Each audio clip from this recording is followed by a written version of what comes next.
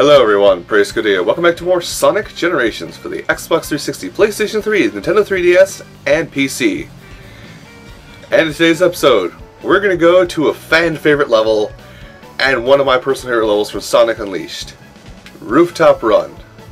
Before we start, history lesson.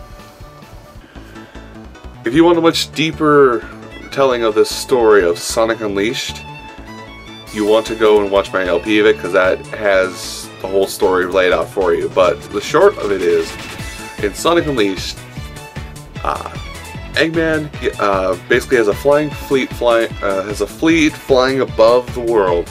Sonic goes to that fleet in order to stop Eggman before he can initiate his next plan.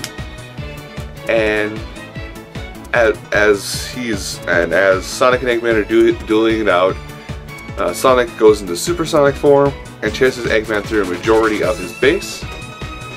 Towards the end of their chase, when Eggman is cornered, Eggman actually initializes the trap. A trap that is able to contain the power of Supersonic and basically pull the Chaos Emeralds out of Sonic at that point, reverting him back, and well, that's pretty much it. Eggman then uses the power of the Chaos Emeralds and Sonic, oddly enough, to fire a devastating laser into the center of the Earth to awaken Dark Gaia. The world splits apart into several large masses, which makes it seemingly impossible to traverse the world anymore, and pretty much puts it on the brink of destruction. After doing this, we notice that Sonic is, well, he's not as normal looking shape as you can see here. But being done with Sonic and the Chaos Emeralds, draining the Chaos Emeralds' power for his cannon, opens a window on the ship and flings Sonic into space and ultimately down towards Earth. Back on Earth, Sonic comes across a small little creature who has no recollection of who he is or what he does, who is aptly named Chip. But Sonic with Sonic and the uncharged crystals, or the uncharged Chaos Emeralds, basically finds out that he must take the Chaos Emeralds to several temples located throughout the world in various continents and put them in shrines to recharge them, so to say. As he puts the Chaos Emeralds in these consoles, not only do they recharge, but they also cause the world to piece back together, float back down, and yeah, that's pretty much what happens, is the world pieces itself back together.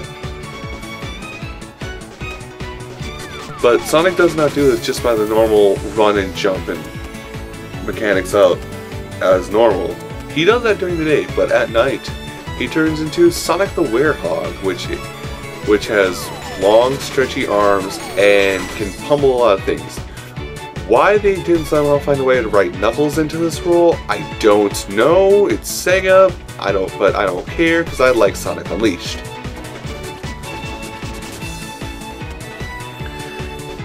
As you go through piecing the world back together, recharging the Chaos Emeralds, you slowly start to find out that Chip is not this innocent little creature, but is actually Light Gaia, the counter to Dark Gaia, which is actually kind of interesting, seeing as Dark Gaia is this gigantic monster of pure evil, as it seems, and Chip is about 6 to 8 inches tall.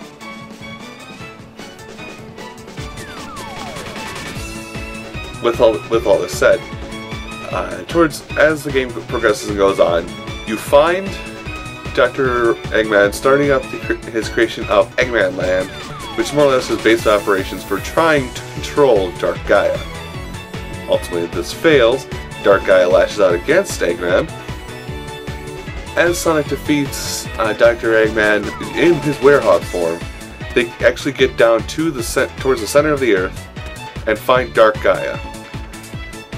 Dark Gaia notices the last bit of his energy, which is contained within Sonic as he's a werehog, draws that energy out, causing Sonic to more or less be incapacitated for a short time.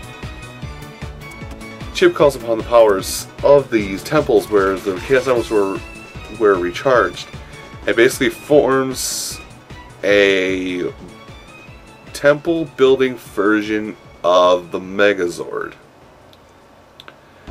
in which he uses to fight Dark Gaia. And as he's fighting Dark Gaia, Sonic comes to and it's like, oh hey, I will help you fight this thing. And basically you have Chip in this Megazord of buildings holding Dark Gaia in place, while Sonic runs along these buildings, zips, and then to ultimately go up into Dark Gaia's eye and punch out the eye. Towards the end, as the fight goes on, Sonic uses the power of the Chaos Emeralds to go supersonic, and then Sonic and Chip work together to destroy Dark Gaia. What happens at the end of this game is basically Chip reveals that, or throughout the game and towards the end, Chip, like Gaia, and Dark Gaia are combining force that basically help to re-equalize the world and reset it every 1,000 or so, or every 10,000 years. Dark Gaia and Chip were released from their containment early by Dr. Eggman. Thus, they were not able to fulfill their goal at that time. But with Sonic's help, they helped seal up the Earth, put it back to normal like nothing ever happened, and basically leave the world whole and without any chaos whatsoever. And I know those are kind of backwards, but that's the story behind Sonic Unleashed. And now that we got done with that, let's go ahead and head straight on in to Rooftop Run, which has probably one of the best examples of a classic Genesis remix of a current Sonic song. Also, balloons! Balloons everywhere, and enemies still shooting at you from the background.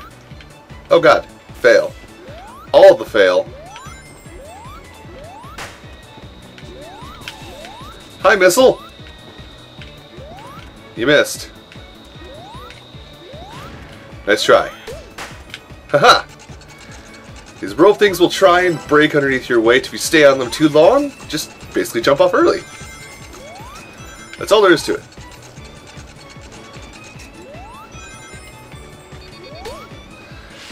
Man, Sonic, if they're breaking off underneath your weight, you might need to cut back into chili dogs. Everybody wishes to forget the dark times of Sonic, aka that show, including the Linkara, otherwise known as a Nostalgia Critic. But then again, we need to stop plugging other channels on my own channel, shouldn't I? Whoop! Whoop! Balloon bouncing! There. Oh, jeez, I didn't see the second axe there.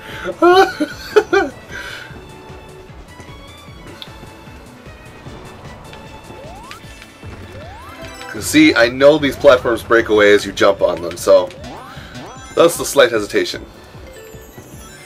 Now, what I gotta wonder is why basically the Sonic version of Italy has giant spiked axes. I mean, they got wine cellars like this, but that's pretty much common. Hello! Later. And all those robots are here to do now is just to push these wine cakes after us.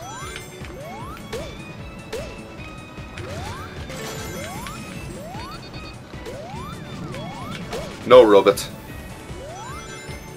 Oh, dang it. I missed the high road.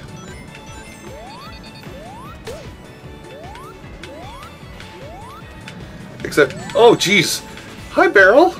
How's it going?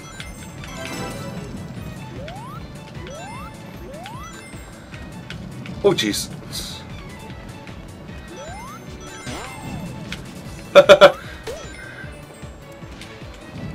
Here, have a barrel. On me! I'll show you who's the monkey now. Donkey Kong. We're going to that ship, by the way. Go, Sonic, go! What's physics? Ow, ow, axe, face, pain, downward spiral, failure.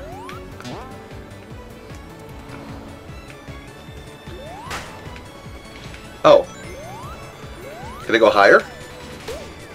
Hey, I killed an enemy like that. Hey, I can go higher. Ish. Except there's an axe in my way. I want to ask you a question. Or rather, ask you a question. Gone. That was my question. Ha ha ha! Oh yes, the laser robots. Ow! Lasers hurt. Lasers hurt.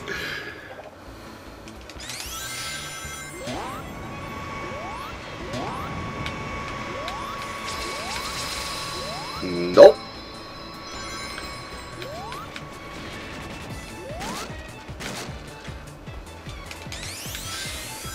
Woohoo!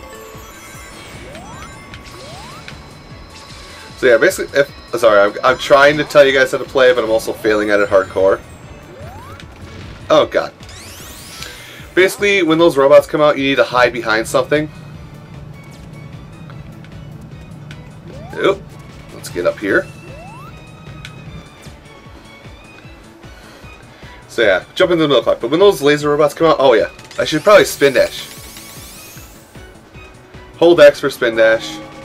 Make it strike 12. Pop the clock face open. Stop a massive thing. Sonic, I hope you have insurance.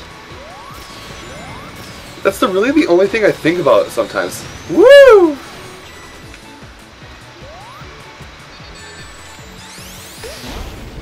Later. So yes, oh god, 5 minutes. I'm doing terrible. So yes, that was the classic version of Rooftop Run.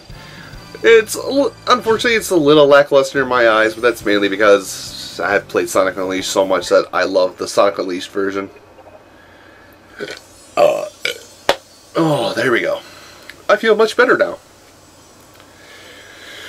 Plus, I do love how Spagonia looks. So that's the name of the city, if I haven't said so during the history lesson. Anyway, so that's going to do it for this portion of Rooftop Run. Next time, we're going to go to the modern version of Rooftop Run. I'll see you then.